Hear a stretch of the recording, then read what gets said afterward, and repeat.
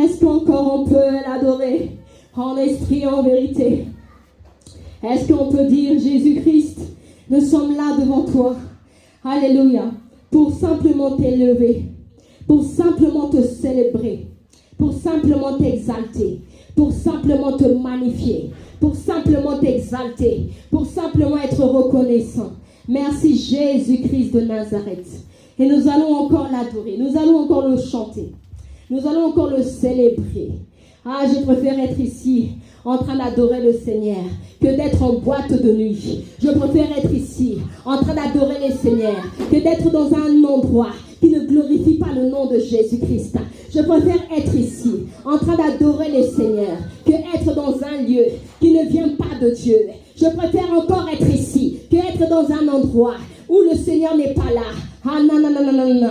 Je dis à une personne, est-ce que tu peux dire merci? Est-ce que tu peux être reconnaissant? Alléluia. Il ne te demande pas, alléluia, de grandes choses. Il dit juste, avec ton cœur, ouvre ton cœur. Il dit dans Jean 3,16, ah oui, Dieu a tant aimé le monde qu'il a donné son Fils unique, afin que quiconque, il n'a pas dit une personne, mais il a dit quiconque peut dire tout le monde, quiconque peut dire ton frère, quiconque peut dire toi, quiconque peut dire tes parents, quiconque peut dire ton frère et ta soeur, quiconque peut dire tes voisins, quiconque peut dire l'assemblée. Et il a dit quiconque,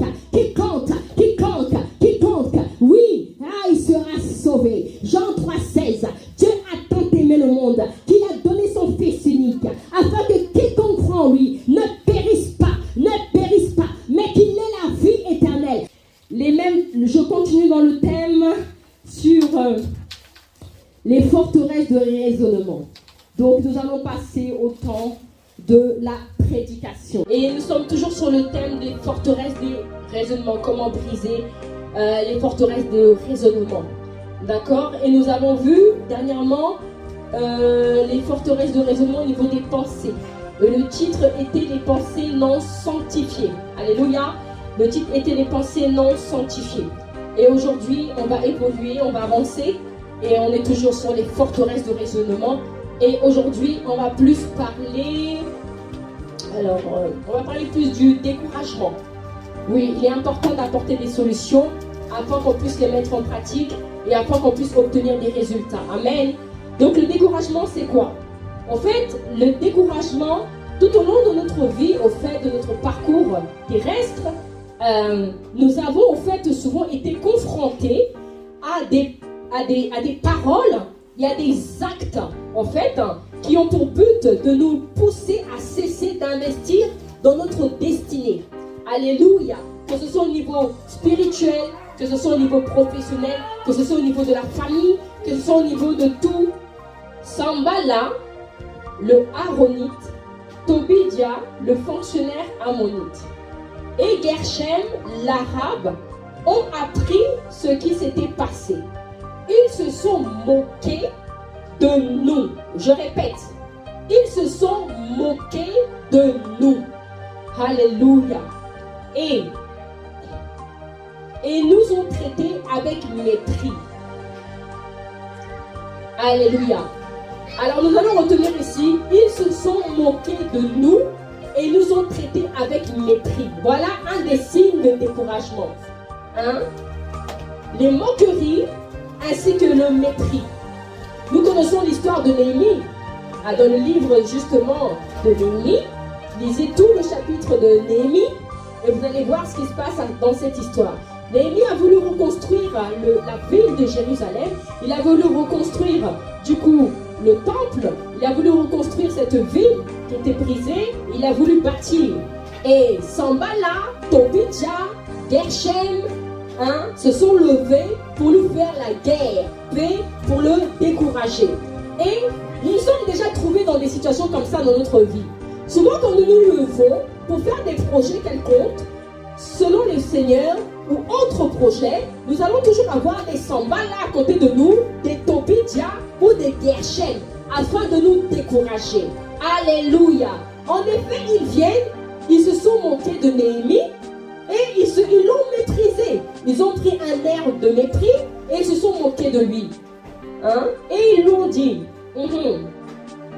voilà, ils se sont moqués de nous et nous ont traités avec mépris. Alléluia. Donc c'est pour vous dire quoi? C'est des choses qui arrivent. C'est des découragements. Alléluia. Et quand vous rentrez chez vous, vous commencez maintenant à avoir ces pensées-là en vous. Oui, un tel s'est moqué de moi. Oui, un tel m'a méprisé. Et ça commence à manifester en vous justement des raisonnements. Ça commence à manifester en vous des forteresses de raisonnement qui ici on appelle justement le découragement. Et ça vous décourage, et ça vous décourage. Néhémie au verset 20 dit, je leur ai fait cette réponse. C'est le Dieu du ciel qui nous donnera le succès et nous, ses serviteurs, nous allons nous le lever et nous mettre au travail. Quant à vous, vous n'avez ni part, ni droit, ni souvenir à Jérusalem.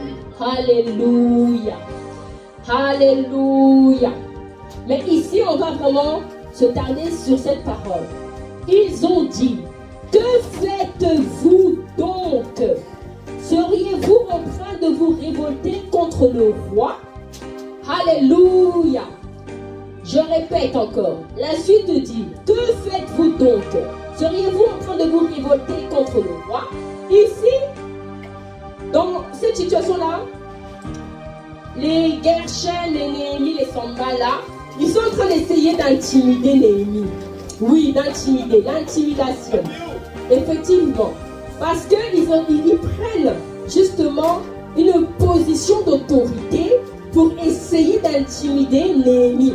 Et il se trouve que dans votre vie, ça vous est peut-être déjà arrivé. Il y a des personnes, elles sont déjà positionnées quelque part. Elles ont déjà certaines choses, elles ont une position certaine. Et elles essayent maintenant de vous intimider. Alléluia, alléluia.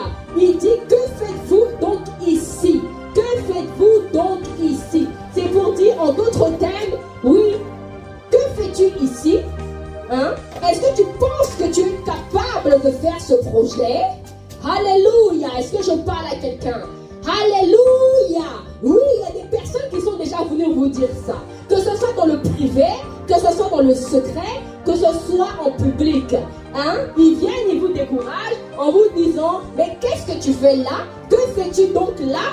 Hein? Pourquoi tu fais ça? Pourquoi tu fais cette œuvre? Pourquoi tu as commencé un ministère? Pourquoi tu as commencé une œuvre? Pourquoi tu veux faire des enfants? Pourquoi tu veux te marier? Pourquoi? Ma bradée. Est-ce que je parle à une personne? Oui, vous avez déjà eu ce genre de situation. Mais je viens dire à une personne, ne te laisse pas décourager par cette forteresse d'intimidation. Ne te laisse pas décourager par cette forteresse de mépris. Ne te laisse pas décourager par cette forteresse, alléluia, de moquerie. Alléluia. Alléluia. Que faites-vous là? Hein? Que faites-vous là? Vous révoltez-vous contre le roi? Alléluia. Alléluia. Oui. Tu respectes les autorités, tu respectes les pères, tu respectes les autorités, tu respectes ceux qui sont au-dessus de toi, que Dieu a établi au-dessus de toi. Mais, en aucun cas, tu ne dois t'arrêter parce qu'il y a une autorité qui est au-dessus de toi. Est-ce que je parle à quelqu'un? Est-ce que je parle à quelqu'un?